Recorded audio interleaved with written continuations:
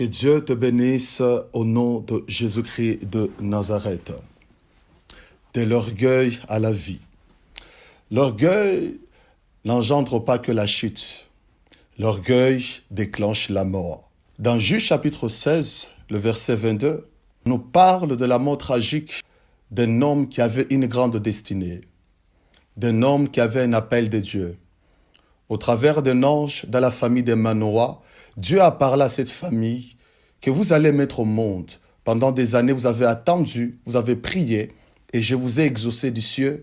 Vous allez mettre au monde un garçon. Samson était né d'une manière miraculeuse, mais c'était un enfant prodige. Il avait une force surhumaine. Malgré la force, il était dépendant de sa propre force. Il ne pensait pas qu'il était né pour une mission de libérer sa nation de ses oppresseurs. Il s'est contenté de mener une vie ordinaire alors qu'il était extraordinaire. Samson, c'était un homme qui ne priait pas. Vous allez lire l'histoire de cet homme. Nulle part Samson a prié. La dernière fois où Samson a prié, c'est lorsqu'il a perdu sa force. Qui sait?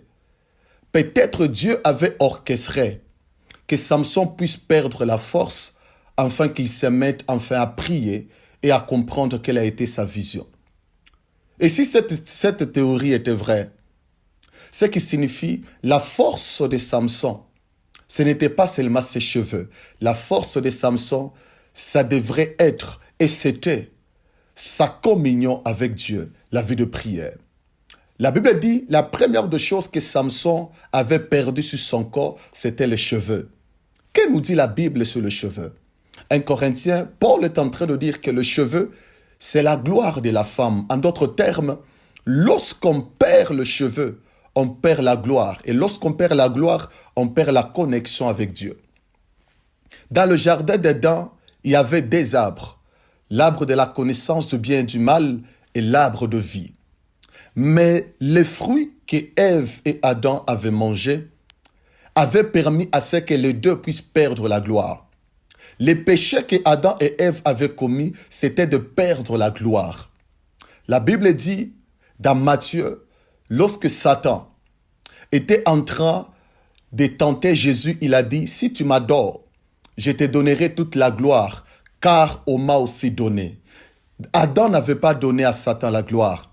Satan avait volé la gloire, et la gloire, c'est les cheveux que Samson avait perdus. Lorsque tu es dépendant de ta force, dépendant de ton argent, dépendant de ta beauté, dépendant de tes véhicules, dépendant de tes renommées, dépendant de ce que tu as, tu es en train de perdre et tu es en train d'aller petit à petit à la chute parce que l'orgueil déclenche la mort. Deuxième des choses que Samson avait perdu, c'était ses yeux. Les yeux nous aident à voir et les yeux, c'est la vision. Samson avait perdu sa vision. Qui dit vision dit projet. Qui dit projet dit destinée. Aucun homme sur cette terre ne peut réussir sans avoir une vision de son avenir. Aucune personne sur cette terre ne peut réussir dans n'importe quel domaine sans avoir au préalable une vision claire de ce qu'il doit faire et de ce qu'il doit devenir. Et Samson avait perdu sa vision parce que Samson n'était pas un homme de prière. La prière nous donne la gloire que nous avons perdue autrefois. Et la prière nous connecte à la vision véritable de Dieu. Dieu avait permis que Samson puisse perdre ces deux choses, afin qu'il puisse faire recours à la véritable force qui était en lui, la force qui est connectée par la prière. Et la dernière fois où Samson a prié, c'était lorsqu'il était en spectacle autour de Philistins qui se moquaient de lui. Et quelle a été la prière? Je paraphrase, Père, donne-moi la force, afin que je puisse me venger de mes yeux. Il a oublié la mission que Dieu lui a donnée.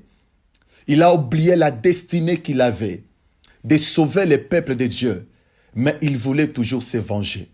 Gloire soit rendue à Dieu. Jésus-Christ, il n'est pas venu se venger, il est venu sauver. La Bible déclare dans Jean chapitre 1, le verset 3 et le verset 4, Jésus-Christ, il est la lumière du monde. Là où tu as perdu ta vision, Jésus peut t'éclairer. Là où tu as perdu ta gloire, Jésus peut te les donner. Ma prière, de là où tu es, que tu sois une femme de prière et que tu sois un homme, malgré la gloire que tu as, malgré la renommée, malgré la richesse, malgré tout ce que tu peux avoir, que tu sois dépendant de Dieu et non dépendant de ton propre argent. Que Dieu t'aide et que Dieu te bénisse. Shalom.